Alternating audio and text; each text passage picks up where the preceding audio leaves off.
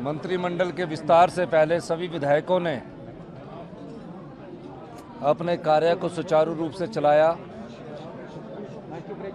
और जो उंगली उठाते थे कि मंत्रिमंडल का विस्तार नहीं हो रहा है, उनके पास कहने को कुछ नहीं था, इसलिए उंगली उठाते थे भारतीय जनता पार्टी के नेता। आज हमने ईमानदार स्वच्छ छवि के सभी लोगों को मंत्रिमंडल में जगह दी है और मंत्रिमंडल का जो हमारी बैठक होगी उसमें हमने जो अपनी गारंटी योजनाएं लाई है, जिसमें ओल्ड पेंशन स्कीम है, 1500 रुपया हमने अपने महिलाओं के लिए देना है, रोजगार की गारंटी दी है, उस पर हमने मंत्रिमंडल के सदस्य और हम सब लोग पहले भी चर्चा कर चुके हैं। अब तो मंत्री बन गए हैं और पहली ही कैबिनेट में जो हमने कहा है, सरकारी कर्मचारी अधिकारी जिन्होंने विकास की गाथा लिखी है, उन्हें जल्दी ही 1 हफ्ते के भीतर वो सब चीज़ें मिलने जा रही है, वो तोहफा मिलने जा रहा है जो कांग्रेस पार्टी ने हिमाचल की जनता से किया है। सर, जो मंत्रिमंडल बना है युवा और एक्सपीरियंस का एक कॉम्बिनेशन है, कितना मतलब? सभी क्षेत्रों को उचित प्रतिनिधित्व दिया गया है। अभी कुछ वैकेंसियां मंत्रिमंडल में खाली है। हमने तो 10 की प्रपोजल दी थी, लेकिन हाईकमांड ने कहा जो हमारे पास स्लिप आई उसमें 7 मंत्रिमंडल है, जल्दी ही इसमें और भी विस्तार किया जाएगा और निश्चित तौर पर मैं कह सकता हूं कि हमारा मंत्रिमंडल जन भावनाओं के अनुरूप है, जनता की सेवा करने के अनुरूप है। इस दृष्टिकोण से हम आगे बढ़ रहे हैं। सीपीएस भी बनाए गए हैं क्या सर, हर तरह की इक्वेशन को मद्देनजर रखते हुए, चाहे वो रीजनल बैलेंस हो, चाहे वो कास्ट इक्वेशन? नहीं, देखिए, हमने जनता की सेवा करनी है। बहुत विभाग है, अगर मुख्यमंत्री सोचे कि सभी विभागों का कार्य कर सके तो वो गलत बात है। इसीलिए हमने कहा हम सत्ता नहीं व्यवस्था परिवर्तन करने के लिए आए हैं और मंत्रियों को भी पूरे सोचे कि पूरे विभाग है, तो इस दृष्टिकोण से नहीं बनाए गए हैं। अभी हम औरों को भी एडजस्ट करेंगे, इसमें हमें परफॉर्म करना है। हमने 5 साल में गवर्नमेंट का वो सब कुछ देना हिमाचल की जनता को जो हमसे आशा और उम्मीद लगा रखी है। इस दृष्टिकोण से हम कार्य कर रहे हैं और जल्दी ही आप देखेंगे कि हमारे जो रिजल्ट है वो आपके सामने आने शुरू होंगे। पोर्टफोलियो जल्दी ही बांट दिए जाएंगे और अभी तो मंत्रिमंडल का गठन हुआ है, थोड़ा सा आप रुकिए, जल्दी पोर्टफोलियो का भी आवंटन कर दिया जाएगा। फाइनली सर, जो सीपीएस बने हैं उसमें कोई लीगल हर्डल नहीं है? नहीं, लीगल हर्डल होगी तो हम उसको खुद स्टडी करेंगे। वो कोई सब प्रकार से स्टडी करके ही बनाए गए हैं। आज मंत्रिमंडल का गठन किया, कैसे देखते हैं मैम इसको, आप किस तरह देखते हैं? बहुत दिनों से इंतज़ार था इस दिन का, आज वो दिन आया है। तो मैं सभी लोगों को, हिमाचल प्रदेश की जनता को भी और सभी जो मंत्री बने हैं, सीपीएस बने हैं, सबको अपनी हार्दिक शुभकामनाएं देती हूँ। मैम, क्या जो मंत्रिमंडल आप किस तरह से आप लोगों को तोहफा देंगे आने वाले टाइम? बढ़िया काम करेंगे हिमाचल प्रदेश की जनता के लिए।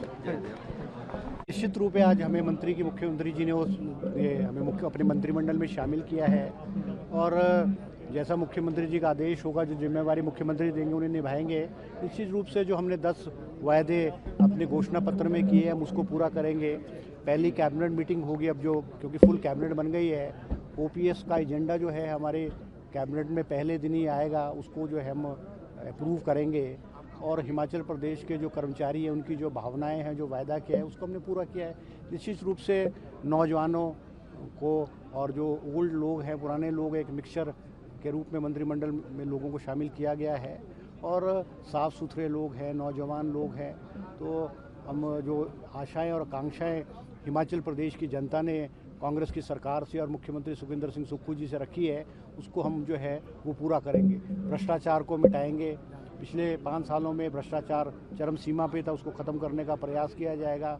नौजवानों के लिए जो रोज़गार के साधन हैं वो खोले जाएंगे। जैसे हमने कहा था कि भाई 1 लाख नौजवानों को हम सरकारी और प्राइवेट क्षेत्र में नौकरियां देंगे। हम उन अपने वायदों को पूरा करेंगे।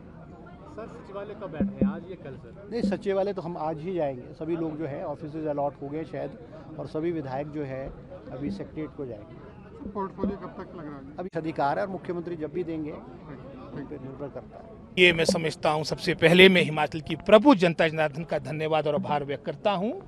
उन्होंने कांग्रेस पार्टी पे विश्वास व्यक्त किया। एक बहुत ही निर्णायक लड़ाई 2022 की थी, जहां एक तरफ मैं समझता हूं भारतीय जनता पार्टी ने कोई कसर नहीं छोड़ी धन बल के प्रयोग से। डबल इंजन की बातें करते थे, 5 वर्ष में कोई भी नया प्रोजेक्ट हमारे क्षेत्र में नहीं आया। एम्स की बात करिए, एम्स का फाउंडेशन स्टोन तो तब रखा गया था जब राजा वीरभद्र सिंह जी, यानी एक इंजन उस वक्त कांग्रेस सरकार का था। कोई हमारे को मैं समझता हूँ अलग से पैकेज के रूप में हिमाचल प्रदेश को कुछ नहीं मिला। और अंत में जो चुनाव आया था 2022 का, वो जनबल और धनबल के बीच था। हमारे को जनबल का साथ मिला और उसका ही परिणाम था कि अच्छे बहुमत के साथ आपने देखा होगा उस वक्त सारे एग्जिट पोल लगभग एक आध को छोड़कर सभी ये कहते थे कि कांग्रेस भारतीय जनता पार्टी सत्ता में आएगी। लेकिन सबसे बड़ी प्रजातंत्र में शक्ति अगर किसी की होती वो जनबल की होती है। हमें उसमें पूर्ण बहुमत मिला और आज ठाकुर सुखविंदर सिंह सुक्खू जी ने, कांग्रेस आलाकमान ने हम पे विश्वास व्यक्त किया है। मैं अपने क्षेत्र की जुब्बल नावरकोट का की प्रभु जनता जनार्दन का धन्यवाद आभार व्यक्त करता हूँ। हिमाचल की जनता जनार्दन का धन्यवाद आभार व्यक्त करता हूँ जिन्हें कांग्रेस पार्टी विश्वास व्यक्त किया, कांग्रेस आलाकमान का, ठाकुर सुखविंदर सिंह सुक्खू जी का, जिन्होंने मंत्री के रूप में मुझे आगे लाया। और सर आप बागवानी इलाके से आते हैं, आपके कई डिस्ट्रिक्ट हैं, उनकी उम्मीदें आपसे, भले आपको कोई मंत्रालय मिले, क्या करेंगे? मंत्री के रूप में अगर मैं समझता हूँ कार्य करने की बात होती है, उसके लिए पूरा प्रदेश एक होता है। जो भी मेरे को कार्यभार मिलेगा, चाहे वो बागवानी का होगा, चाहे वो शिक्षा का होगा, चाहे वो लोक निर्माण विभाग का होगा, वो विशेष अधिकार प्रेरोगेटिव मुख्यमंत्री का है। मैं पूरे हिमाचल प्रदेश का एक समान दृष्टिकोण से, जैसे हमारे मुख्यमंत्री के दिशा निर्देशों के विकास करूंगा, क्योंकि हमारी जवाबदेही पूरे प्रदेश के प्रति है। सर, पोर्टफोलियो को लेकर कितना इंतजार है? चलो मैडम, इंतजार का अपना मजा है और मेरे को लगता है कि कुछ ही दिनों के अंदर, कुछ ही घंटों के अंदर ये सारी बातें सार्वजनिक हो जाएगी। जुब्बल कोटखाई को एक अहम स्थान मिला है। आपने लगातार 4 बार आप विधायक रहे हैं, अपने क्षेत्र की समस्याओं को उठाया है। अब जो है पूरे प्रदेश की जिम्मेवारी आपको किस तरीके से देखते हैं? जैसे मैंने पहले कहा, विधायक के रूप में आपका कार्य क्षेत्र अपना कॉन्स्टिट्यूंसी होती है, विधानसभा क्षेत्र होता है। आज कांग्रेस आलाकमान ने, हमारे मुख्यमंत्री ने हमें मंत्री के रूप में एक अवसर दिया है। निश्चित रूप से पूरे प्रदेश की सेवा की जाएगी, एक समान दृष्टिकोण के साथ पूरे हिमाचल प्रदेश का विकास हो। यही कांग्रेस पार्टी का हमेशा मूल मंत्र रहा है और आगे भी रहेगा। जो भी इस लोकतंत्र का मैं समझता हूँ कुछ स्वरूप ही ऐसा है, सभी वरिष्ठतम हैं जो यहाँ तक लोगों ने भेजे हैं और लोगों का और लोकतंत्र में जिन्होंने भाग लिया है, हमारे सभी वोटर्स का सबसे बहुत बहुत धन्यवाद, आभार।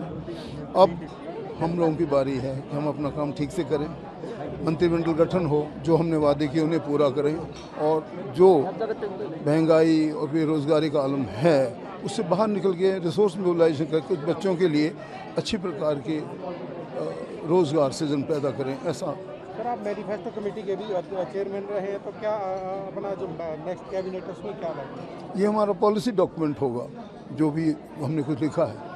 इस पहली कैबिनेट में हमारे ओपीएस की बहाली होगी। 1500 जो हमने महिलाओं को जो 1500 देने की बात कही है उस पर बात होगी।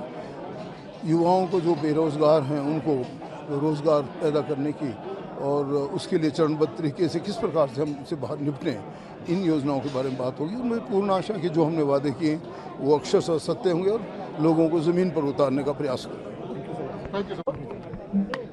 मैं धन्यवाद करना चाहूँगा माननीय मुख्यमंत्री महोदय का, श्रीमती सोनिया गांधी जी का, राहुल जी का, प्रियंका जी का, खड़गे जी का, श्रीमती प्रतिभा सिंह जी का और सभी हमारे पार्टी के शीर्ष नेतृत्व का, जिन्होंने हमें ये अहम जिम्मेवारी इस कम उम्र में दी है और राज्य का सबसे युवा विधायक के साथ साथ अब युवा कैबिनेट मिनिस्टर के रूप में आज एक नया दायित्व सौंपा है। और हम पूरी निष्ठा के साथ, ईमानदारी के साथ, सच्चाई को आगे रखते हुए कार्य करेंगे। चुनावों के समय में बहुत सी बातें हमने प्रदेश के लोगों से करी है, आने वाले समय में उसका निर्वहन करने के लिए जो हमसे हो सकेगा उसको हम करने का पूरा प्रयास करेंगे, चाहे सरकार के मार्फत, चाहे विधानसभा में आवाज़ उठाने के लिए, मुख्यमंत्री जी से अपील करने के लिए, और जो भी हमसे हो सका, जो भी जिम्मेवारी हमको आने वाले समय में जिस पोर्टफोलियो के माध्यम से माननीय मुख्यमंत्री महोदय देते हैं उसको हम पूरा करने का हर संभव प्रयास करेंगे। सर, कोई प्राथमिकता रहेगी? आप एक युवा हैं, युवाओं के लिए अगर आप कुछ करना? नहीं, युवाओं की आवाज़ तो हम निश्चित तौर से उठाएंगे ही, इसमें कोई दो राय नहीं है। जो हमारी चुनावी वादा है सबसे बड़ा कि हम प्रदेश के युवाओं को रोज़गार दिलाना चाहते हैं, उस पर हम कार्य करेंगे। मगर ये निर्भर करेगा कि कौन सा पोर्टफोलियो माननीय मुख्यमंत्री महोदय देते हैं, जिसका कुछ समय के बाद उसमें हमें जानकारी मिलेगी, प्राप्त होगी। तो निश्चित तौर से वो हमारी प्राथमिकता रहेगी। मगर उसके साथ साथ जो भी महत्वाकांक्षाएं हैं, अभिलाषाएं हैं प्रदेश के लोगों की, उसको पूरा करने के लिए मुख्यमंत्री जी की अध्यक्षता में हम पूरी तरीके से वचनबद्ध भी है और उसे करने का प्रयास भी करेंगे। मेरे पिताजी स्वर्गीय राजा वीरभद्र सिंह जी, जो 6 बार हिमाचल प्रदेश के मुख्यमंत्री रहे हैं, आज उन्हीं के आशीर्वाद के साथ मुझे इस मुकाम पे पहुंचने का अवसर प्राप्त हुआ है। मैं प्रदेश की जनता का धन्यवाद करना चाहता हूं और ये विश्वास दिलाना चाहता हूं कि जिस तरीके से मेरे पिताजी ने हिमाचल प्रदेश की सेवा करी और लगातार उनको प्रदेश का मुख्यमंत्री बनने का मौका मिला, उन्हीं के दिखाए हुए रास्ते पर बिना किसी द्वेष के, बिना किसी भय के, निष्पक्षता के साथ हम आगे बढ़ेंगे और हिमाचल प्रदेश को नई ऊंचाइयों पर ले जाने का हर संभव प्रयास माननीय मुख्यमंत्री श्री सुखविंदर सिंह सुक्खू जी की अध्यक्षता में करने का पूरा प्रयास करेंगे। बधाई हो आपका सबसे पहले कि आप वरिष्ठ मंत्री हैं। धन्यवाद। क्या कहना चाहेंगे आप सरकार? बस ठीक है, अभी सरकार जो है वो बनी है और अभी हमारा मंत्रिमंडल जो है वो पहले दौर का बना है और हम बैठ करके जो हमारी प्रायोरिटीज है उनको फिक्स करेंगे कैबिनेट में और जो लोगों के साथ हमने कमिटमेंट्स किए उनको हम पूरा करेंगे और जो हमारा मंत्रिमंडल आगे के लिए भी गुंजाइश रखी गई है। दूसरे चरण में जो एरिया थोड़े अनरिप्रेजेंटेड रिप्रेजेंटेटिव रह गए हैं उनको दूसरे चरण में पूरा। सर, आपको पहले इतने बड़े जिले से पहली प्रायोरिटी दी गई है, कैसे देखते हैं आप इसे? ये मैं तो पहले ही मंत्री रहा हूँ। हाँ, मेरे लिए कोई नई बात नहीं। मैं कई बार कैबिनेट मंत्री रहा हूँ, सभी विभागों में मैंने काम किया। मिनिस्टर जो बनाए गए जगत सिंह नेगी किन्नौर से, सर आपको पहले बधाई हो। आप बहुत वोकल रहे, चाहे विधानसभा के अंदर रहें चाहे बाहर रहें, क्या कहना चाहेंगे आप? मैं जो है सबसे पहले तो हिमाचल की प्रबुद्ध जनता का बहुत बहुत धन्यवाद करना चाहता हूँ, जिनके कारण जो आशीर्वाद हमें मिला है और जो लोकतंत्र का हनन हुआ था पिछली भाजपा की सरकार में, जयराम जी के नेतृत्व में, जिन्होंने संविधान की धज्जियां उड़ाई, अब दोबारा से लोकतंत्र की बहाली करेंगे। संविधान के और नियमों के अनुसार जो है शासन चलेगा और जो हिमाचल प्रदेश कर्ज में डूबा है और उसको, इसकी आर्थिकी को इन्होंने जो है तहस नहस किया है, उसको पटरी पे लाने का जो है हमारे सुखविंदर ठाकुर जो हमारे मुख्यमंत्री हैं पूरा कोशिश करेंगे मिलकर team work. Sir, tribal area की बड़ी समस्याएं रही, आप जानते हैं, आप वहां से बिलोंग करते हैं, क्या करेंगे आप अपने किन्नौर खास करके? हाँ, ये ठीक है कि पिछले 5 सालों में ट्राइबल एरिया के साथ भाजपा की जयराम सरकार ने बड़ा भेदभाव किया, ट्राइबल एरिया का बजट में कटौती की, ट्राइबल एरिया के लिए जो संवैधानिक एक परिषद होता है, जनजातीय सलाहकार परिषद, उसका गठन 2 साल नहीं किया। हर साल मीटिंग होनी चाहिए थी, 5 साल में केवल 1 बैठक हुई। तो इसी से अंदाज़ा लगाया जा सकता है कि कितना नुकसान जनजातीय क्षेत्र के लोगों के विकास का हुआ है। राजा वीरभद्र सिंह जी जब थे, उन्होंने जनजातीय क्षेत्रों में जो है विकास की एक गाथा लिखी थी, परंतु जयराम जी ने जो है हेलीकॉप्टर में उड़ कर जो है और वहाँ जनजातीय क्षेत्रों की उपेक्षा करके जनजातीय विकास को बीजेपी के समय में कोई 15 साल पीछे धकेल दिया है। अब उसको ठीक करने की ज़रूरत है। सर, पहली कैबिनेट होगी, क्या आपकी क्या लोगों को आप दे रहे हैं हिमाचल की? हमारे मुख्यमंत्री जी ने पहले ही कहा है, जब पहली कैबिनेट होगी ओपीएस की बहाली होगी। महिलाओं को जो हमने प्रॉमिस किया है, जो हमने युवाओं से प्रॉमिस किया है, जो फ्री बिजली देने की बात है, उन सब पे जो है चरणबद्ध तरीके से फैसला लिया जाएगा। जी धन्यवाद। ये जगत सिंह